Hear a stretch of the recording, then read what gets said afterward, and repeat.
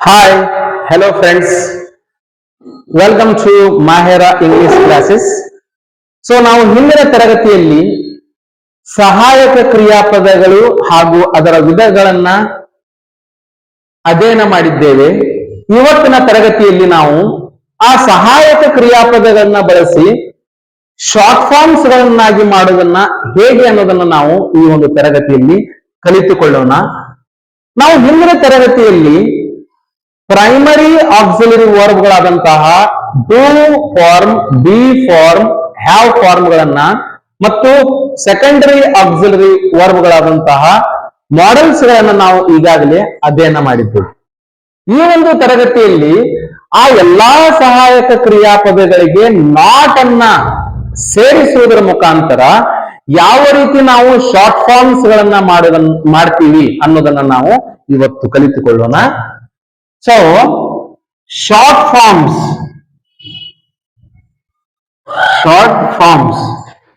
So, ನಾವು ಈಗಾಗಲೇ do forms ಗಳನ್ನ ಕಲ್ತಿದ್ದೀವಿ, ಬಿ ಫಾರ್ಮ್ಸ್ ಗಳನ್ನ ಕಲ್ತಿದ್ದೀವಿ, ಹ್ಯಾವ್ ಫಾರ್ಮ್ಸ್ ಗಳನ್ನ ಕಲ್ತಿದ್ದೀವಿ. ಡೂ ಫಾರ್ಮ್ಸ್ ಗಳು ಯಾವುವೆಂದರೆ ಡೂ,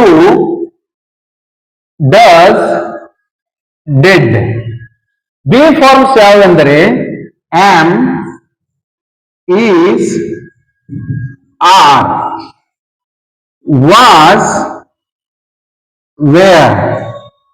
Have forms ಯಾವ ಅಂದ್ರೆ have, has, had.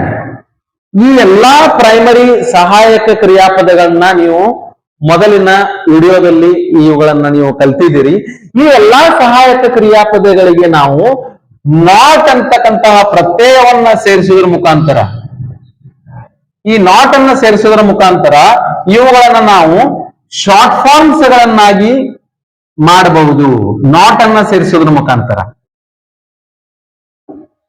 ಸೊ ಈ ಎಲ್ಲಾ ಸಹಾಯಕ ಕ್ರಿಯಾಪದಗಳಿಗೆ ನಾವು ನಾಟ್ ಅನ್ನ ಸೇರಿಸಿದಾಗ ಅವು ಶಾರ್ಟ್ ಫಾರ್ಮ್ಗಳಾಗಿ ಈ ರೀತಿಯಾದಂತಹ ಉಚ್ಚಾರಣೆಯನ್ನ ಕೊಡ್ತೇವೆ. ಹಾಗಾದ್ರೆ ಯಾವ ರೀತಿಯಾದ ಉಚ್ಚಾರಣೆಯನ್ನ ಈ ಎಲ್ಲಾ ಪ್ರಾಥಮಿಕ ಅಥವಾ ಪ್ರೈಮರಿ ಆಕ್ಸಿಲರಿ ವರ್ಬ್ಸ್ ಗಳು ಕೊಡ್ತವೆ ಅಂದರೆ ಡೂ ಪ್ಲಸ್ ನಾಟ್ ಇದು ಡೋಂಟ್ ಅಂತಕ್ಕಂಥ ಉಚ್ಚಾರಣೆಯನ್ನ ಕೊಡ್ತದೆ. ಡಸ್ ಪ್ಲಸ್ ನಾಟ್ ಡಸಂಟ್ ಆಗ್ತದೆ. ಡಿಡ್ ಪ್ಲಸ್ ನಾಟ್ ಡಿಡಂಟ್ ಆಗ್ತದೆ. ಆಮ್ ಪ್ಲಸ್ ನಾಟ್ ಆಮಂಟ್ ಆಗ್ತದೆ. ಈಸ್ ಪ್ಲಸ್ ನಾಟ್ ಇಸಂಟ್ ಆಗ್ತದೆ. ಆರ್ ಪ್ಲಸ್ ನಾಟ್ ಅರಂಟ್ ಆಗ್ತದೆ. ವಾಸ್ ಪ್ಲಸ್ ನಾಟ್ ವಾಸಂಟ್ ಆಗ್ತದೆ.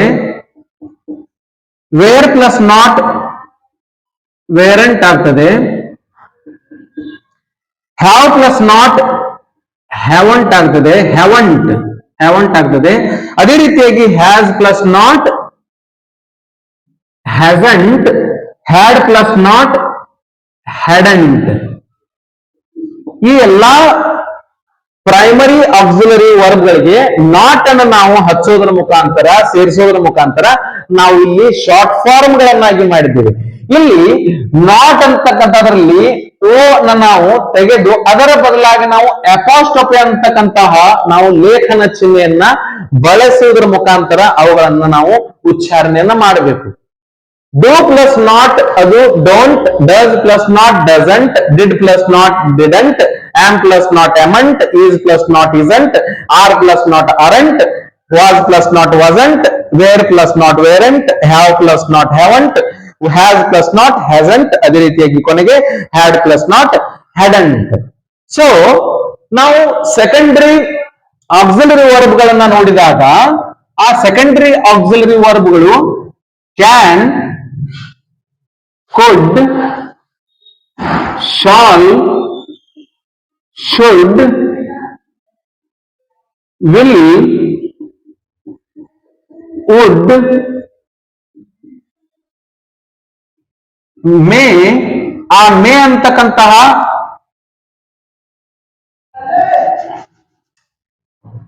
would, must, ಈ ಸೆಕೆಂಡರಿ ಆಕ್ಸಿಲರಿ ವರ್ಬ್ಗಳಿಗೆ ನಾವು ಇನ್ನು ಓಕೆ. ಹಾಗಾದ್ರೆ ಈಗ ಸೆಕೆಂಡರಿ ಆಕ್ಸಿಲರಿ ವರ್ಬ್ಗಳನ್ನ ನಾವು ಯಾವ ರೀತಿ ನಾವು ಶಾರ್ಟ್ ಫಾರ್ಮ್ಸ್ ಗಳನ್ನ ಮಾಡಬೇಕು ಅನ್ನೋದನ್ನ ನಾವು ನೋಡೋಣ. ಕ್ಯಾನ್ ಪ್ಲಸ್ ನಾಟ್ ಅದು ಕಾಂಟ್ ಆಗ್ತದೆ, ಕಾಂಟ್ ಅದು ಕಾಂಟ್ ಆಗ್ತದೆ. ಕುಡ್ ಪ್ಲಸ್ ನಾಟ್ ಅದು ಕುಡಂಟ್ ಆಗ್ತದೆ, couldn't couldn't. Will plus not won't ಆಗ್ತದೆ, ವಿಲ್ ಪ್ಲಸ್ ನಾಟ್ ಇದು ಓಂಟ್ ಆಗ್ತದೆ, ವಿಲಂಟ್ ಅನ್ನಬಾರ್ದು, ವಿಲ್ ಪ್ಲಸ್ ನಾಟ್ ಓಂಟ್. ಅದೇ ರೀತಿ ಕ್ಯಾನ್ ಪ್ಲಸ್ ನಾಟ್ ಕ್ಯಾನಂಟ್ ಅನ್ನಬಾರ್ದು, can plus not can't. So would plus not wouldn't wouldn't. ಅದೇ ರೀತಿಯಾಗಿ ಶಾಲ್ ಪ್ಲಸ್ ನಾಟ್ ಅದು ಶಾಂಟ್ ಆಗ್ತದೆ, ಶಾಲ್ ಪ್ಲಸ್ ನಾಟ್ ಶಾಂಟ್ ಅಂತಕ್ಕಂಥ ಉಚ್ಚಾರವನ್ನು ಕೊಡ್ತದೆ. ಶಲಂಟ್ ಅನ್ನಬಾರದು, ಶಲಂಟ್ ಉಚ್ಚಾರಣೆಯನ್ನು ಮಾಡಬಾರ್ದು, ಅದರ ಉಚ್ಚಾರ ಶಾಂಟ್. ಅದೇ ರೀತಿಯಾಗಿ should plus not shouldn't shouldn't ಅಂತಕ್ಕಂಥ ಉಚ್ಚಾರವನ್ನು ನಾವು ಕೊಡಬೇಕು. ಅದೇ ರೀತಿಯಾಗಿ ಮಸ್ಟ್ ಪ್ಲಸ್ ನಾಟ್ ಮಸ್ಟಂಟ್ ಈ ರೀತಿಯಾಗಿ ನಾವು ಸೆಕೆಂಡರಿ ಆಕ್ಸಿಲರಿ ವರ್ಬ್ಗಳಿಗೆ ನಾಟ್ ಅನ್ನ ಹಚ್ಚೋದ್ರ ಮುಖಾಂತರ ನಾವು ಈ ರೀತಿಯಾಗಿ ಶಾರ್ಟ್ ಫಾರ್ಮ್ಸ್ ಗಳನ್ನ ಮಾಡಿದ್ದೇವೆ. Can't, couldn't, won't, wouldn't, shan't, shouldn't, mustn't. ಇವುಗಳೆಲ್ಲ ಏನಪ್ಪಾ ಅಂದ್ರೆ ಶಾರ್ಟ್ ಫಾರ್ಮ್ಸ್ ಗಳು. ಸೊ ಹಾಗಾದ್ರೆ ಇವುಗಳೆಲ್ಲ ಶಾರ್ಟ್ ಫಾರ್ಮ್ಸ್ ಗಳಾದರೆ ನೀವೆಲ್ಲರೂ ಸಹಾಯಕ ಕ್ರಿಯಾಪದಗಳಿಗೆ ನಾಟ್ ಅನ್ನ ಹಚ್ಚೋದ್ರ ಮುಖಾಂತರ ಶಾರ್ಟ್ ಫಾರ್ಮ್ಸ್ ಗಳನ್ನ ಮಾಡೋದನ್ನ ಕಲ್ತ್ರಿ. ಹಾಗಾದ್ರೆ ಈಗ ನಾವು ಆ ಸಹಾಯಕ ಕ್ರಿಯಾಪದಗಳಲ್ಲಿ ಯಾವುದು ಏಕವಚನ ಸಹಾಯಕ ಕ್ರಿಯಾಪದ, ಯಾವುದು ಬಹುವಚನ ಸಹಾಯಕ ಕ್ರಿಯಾಪದಗಳು ಅನ್ನೋದ್ರ ಬಗ್ಗೆ ನಾವು ತಿಳ್ಕೊಳ್ಳೋಣ. So some auxiliary verbs are singular, some auxiliary verbs are plural. ಕೆಲವೊಂದಿಷ್ಟು ಸಹಾಯಕ ಕ್ರಿಯಾಪದಗಳು ಏಕವಚನಗಳಾದರೆ ಕೆಲವೊಂದಿಷ್ಟು ಬಹುವಚನ ಸಹಾಯಕ ಕ್ರಿಯಾಪದಗಳು ಅದರಲ್ಲಿ. ಅವುಗಳಲ್ಲಿ ಸಿಂಗುಲರ್ ಆಕ್ಸಿಲರಿ ವರ್ಬ್ಸ್ ಗಳು ಯಾವೆಂದರೆ ಸಿಂಗುಲರ್ ಆಕ್ಸಿಲರಿ ವರ್ಬ್ಸ್, ಅದೇ ರೀತಿಯಾಗಿ plural auxiliary verbs, plural auxiliary verbs. Singular auxiliary verbs and plural auxiliary verbs ಗಳನ್ನ ತಿಳ್ಕೊಳ್ಳೋದು ಬಹಳ ಮಹತ್ವ. ಯಾಕೆಂದ್ರೆ ನಾವು ಪ್ರನೌನ್ ಅಂತಕ್ಕಂತಹ ಸಿಂಗುಲರ್ ಆಕ್ಸಿಲರಿ ವರ್ಬ್ಸ್ ಮತ್ತು ಪ್ಲೂರಲ್ ಆಕ್ಸಿಲರಿ ವರ್ಬ್ಸ್ ಗಳ ಬಗ್ಗೆ ನಾವು ಅರ್ಥ ಮಾಡ್ಕೊಳ್ಳೋದು ಬಹಳಷ್ಟು ಮುಖ್ಯ. ಯಾಕೆಂದ್ರೆ ನಾವು ಕರ್ತೃ ಪದದ ನಂತರ ಸಹಾಯಕ ಪದಗಳನ್ನ ಬಳಸಬೇಕಾಗ್ತದೆ. ಆ ಸಬ್ಜೆಕ್ಟ್ ನಂತರ ಸಹಾಯಕ ಪದಗಳನ್ನ ಬಳಸಬೇಕಾದ್ರೆ ನಮಗೆ ಈ auxiliary verbs, singular auxiliary verbs ಗಳು ಮತ್ತು ಪ್ಲೂರಲ್ ಆಕ್ಸಿಲರಿ ವರ್ಬ್ಸ್ ಗಳು ಯಾವುವು ಅನ್ನೋದನ್ನ ನಾವು ಅರ್ಥ ಮಾಡಿಕೊಂಡಾಗ ಆ ಒಂದು ಸಬ್ಜೆಕ್ಟ್ ಗಳ ಮುಂದೆ ಯಾವ ಸಹಾಯಕ ಕ್ರಿಯಾಪದಗಳನ್ನ ಬಳಸಬೇಕು ಅನ್ನೋದು ಬಹಳಷ್ಟು ಚೆನ್ನಾಗಿ ನಾವು ಅರ್ಥ ಮಾಡ್ಕೋಬಹುದು. ಹಾಗಾದ್ರೆ ಸಿಂಗುಲರ್ ಆಕ್ಸಿಲರಿ ವರ್ಬ್ಸ್ ಗಳು ಯಾವ್ಯಾವ ಅಂದ್ರೆ ಈ ಡೂ ಫಾರ್ಮ್ಸ್ ಗಳಲ್ಲಿ ಡಸ್ ಅಂತಕ್ಕಂಥದ್ದು ಸಿಂಗುಲರ್ ಆಕ್ಸಿಲರಿ ವರ್ಬ್, ಡಿಡ್ ಅಂತಕ್ಕಂಥದ್ದು ಸಿಂಗುಲರ್ ಆಕ್ಸಿಲರಿ ವರ್ಬ್. ಅದೇ ರೀತಿಯಾಗಿ ಡೂ ಅಂತಕ್ಕಂಥದ್ದು ಇದು plural auxiliary verb. Do, does, did ಗಳಲ್ಲಿ ಡಸ್ ಮತ್ತು ಡಿಡ್ ಸಿಂಗುಲರ್ ಆಕ್ಸಿಲರಿ ವರ್ಬ್ ಗಳಾದ್ರೆ ಡೂ ಅಂತಕ್ಕಂಥದ್ದು ಪ್ಲೂರಲ್ ಆಕ್ಸಿಲರಿ ವರ್ಬ್.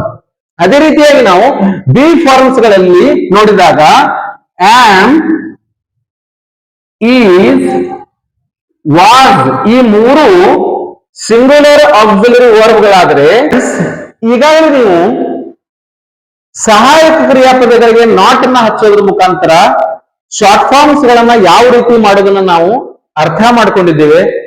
ಸೊ ಈಗ ಈ ಸಹಾಯಕ ಕ್ರಿಯಾಪದಗಳಲ್ಲಿ ಕೆಲವು ಸಹಾಯಕ ಕ್ರಿಯಾಪದಗಳು ಏಕವಚನ ಸಹಾಯಕ ಕ್ರಿಯಾಪದಗಳಾದರೆ ಕೆಲವು ಸಹಾಯಕ ಕ್ರಿಯಾಪದಗಳು ಬಹುವಚನ ಸಹಾಯಕ ಕ್ರಿಯಾಪದಗಳಾಗಿವೆ.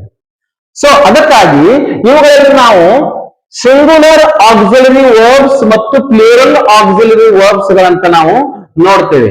ಹಾಗಾದ್ರೆ ಈ ಸಹಾಯಕ ಕ್ರಿಯಾಪದಗಳಲ್ಲಿ ಸಿಂಗುಲರ್ ಆಕ್ಸಿಲರಿ ವರ್ಬ್ಸ್ ಗಳು ಯಾವುವು ಮತ್ತು ಪ್ಲೂರಲ್ ಆಕ್ಸಿಲರಿ ವರ್ಬ್ಸ್ ಗಳು ಯಾವುವು ಅಂದರೆ, ನಾವು ಸಿಂಗುಲರ್ ಆಕ್ಸಿಲರಿ ವರ್ಬ್ಸ್ ಗಳನ್ನು ನೋಡಿದಾಗ ಮತ್ತು ಪ್ಲೂರಲ್ ಆಕ್ಸಿಲರಿ ವರ್ಬ್ಸ್ ಗಳು ನೋಡಿದಾಗ ಡೂ ಮತ್ತು ಡಸ್ ಡಿಡ್ ಅಂತಕ್ಕಂಥ ಮೂರು ಡೂ ಫಾರ್ಮ್ಸ್ ಗಳಲ್ಲಿ ಡಸ್ ಮತ್ತು ಡಿಡ್ ಈ ಎರಡು ಸಿಂಗುಲರ್ ಆಕ್ಸಿಲರಿ ವರ್ಬ್ಸ್ ಆದರೆ ಡೂ ಮತ್ತು ಡಿಡ್ ಇವೆರಡು plural auxiliary verbs. So did ಅಂತಕ್ಕಂಥದ್ದು ಒಂದೇ ಸಹಾಯಕ ಕ್ರಿಯಾಪದ ಪಾಸ್ಟ್ ಟೆನ್ಸ್ ನಲ್ಲಿ ಇರೋದ್ರಿಂದ ಅದನ್ನೇ ಸಿಂಗುಲರ್ ಆಕ್ಸಿಲರಿ ವರ್ಬ್ ಆಗಿಯೂ ಬಳಸ್ತೀವಿ, ಅದನ್ನೇ ಪ್ಲೂರಲ್ ಆಕ್ಸಿಲರಿ ವರ್ಬ್ ಆಗಿ ನಾವು ಡಿಡ್ ಅಂತಕ್ಕಂಥದನ್ನ ಎರಡೂ ಕಡೆ ನಾವು ಬಳಸ್ತೀವಿ. ಸೊ ಅದೇ ರೀತಿಯಾಗಿ ನಾವು ಬಿ ಫಾರ್ಮ್ಸ್ ಗಳನ್ನು ನೋಡಿದಾಗ ಆಮ್, ಈಸ್, ವಾಸ್ ಈ ಮೂರು ಸಿಂಗುಲರ್ ಆಕ್ಸಿಲರಿ ವರ್ಬ್ಸ್ ಗಳಾದರೆ ಆರ್, ವೇರ್ ಇವು ಎರಡು ಪ್ಲೂರಲ್ ಆಕ್ಸಿಲರಿ ವರ್ಬ್ಸ್. ಸೊ ಅದೇ ರೀತಿಯಾಗಿ ನಾವು ಹ್ಯಾವ್ ಫಾರ್ಮ್ಸ್ ಗಳನ್ನು ನೋಡಿದಾಗ has, had singular auxiliary verbs ಗಳಾದರೆ ಹ್ಯಾವ್ ಮತ್ತು ಹ್ಯಾಡ್ ಇವೆರಡು ಪ್ಲೂರಲ್ ಆಕ್ಸಿಲರಿ ವರ್ಬ್ಸ್. ಈ ಒಂದು ಹ್ಯಾವ್ ಫಾರ್ಮ್ಸ್ ಗಳಲ್ಲಿ ಪಾಸ್ಟ್ ಟೆನ್ಸ್ ನಲ್ಲಿ ನಾವು ಹ್ಯಾಡ್ ಒಂದನ್ನೇ ಬಳಸೋದ್ರಿಂದ ಅದು ಸಿಂಗುಲರ್ ಆಕ್ಸಿಲರಿ ವರ್ಬ್ನು ಕೂಡ, ಅದೇ ಪ್ಲೂರಲ್ ಆಕ್ಸಿಲರಿ ವರ್ಬ್ನು ಕೂಡ. ಅದೇ ರೀತಿಯಾಗಿ ನಾವು ಸೆಕೆಂಡರಿ ಆಕ್ಸಿಲರಿ ವರ್ಬ್ ಗಳಲ್ಲಿ ಮಾಡೆಲ್ಸ್ ಗಳನ್ನು ನೋಡ್ತೇವೆ. ಈ ಮಾಡೆಲ್ಸ್ ಗಳು ಸಿಂಗುಲರ್ ಆಕ್ಸಿಲರಿ ವರ್ಬ್ಸ್ ಗಳಾಗಿಯೂ ಕೆಲಸ ಮಾಡ್ತವೆ, ಪ್ಲೂರಲ್ ಆಕ್ಸಿಲರಿ ವರ್ಬ್ಸ್ ಗಳಲ್ಲಿ ಅದೇ ರೀತಿಯಾಗಿ ಕೆಲಸ ಮಾಡ್ತೇವೆ. ಎರಡೂ ಕಡೆ ನಾವು ಈ ಮಾಡೆಲ್ಸ್ ಗಳನ್ನ ಸಿಂಗುಲರ್ ಆಗಿ ಯೂಸ್ ಮಾಡ್ತೇವೆ ಮತ್ತು ಪ್ಲೂರಲ್ ಗಳಾಗಿಯೂ ಕೂಡ ಈ ಮಾಡೆಲ್ಸ್ ಗಳನ್ನು ನಾವು ಬಳಸ್ತೇವೆ. ಸಿಂಗುಲರ್ ಆಕ್ಸಿಲರಿ ವರ್ಬ್ ಗಳಲ್ಲಿ ನಾವು ಕ್ಯಾನ್ ಇದ್ರೆ ಕ್ಯಾನ್ ಅದೇ ಸಿಂಗುಲರ್, ಇಲ್ಲಿಯೂ ಕೂಡ can singular. Could, could. Shall, shall ಇಲ್ಲಿಯೂ ಕೂಡ ಶಾಲ್. ಶುಡ್ ಇಲ್ಲಿಯೂ ಕೂಡ ಶುಡ್. ಈ ರೀತಿಯಾಗಿ ಎಲ್ಲಾ ಮಾಡೆಲ್ಗಳು ಸಿಂಗುಲರ್ ಆಕ್ಸಿಲರಿ ವರ್ಬ್ಸ್ ಗಳಾಗಿಯೂ ಕೆಲಸ ಮಾಡ್ತವೆ, ಅದೇ ರೀತಿಯಾಗಿ ಪ್ಲೂರಲ್ ಆಕ್ಸಿಲರಿ ವರ್ಬ್ಸ್ ಗಳಾಗಿಯೂ ಕೂಡ ಏನ್ ಮಾಡ್ತವೆ, ಕೆಲಸ ಮಾಡ್ತವೆ.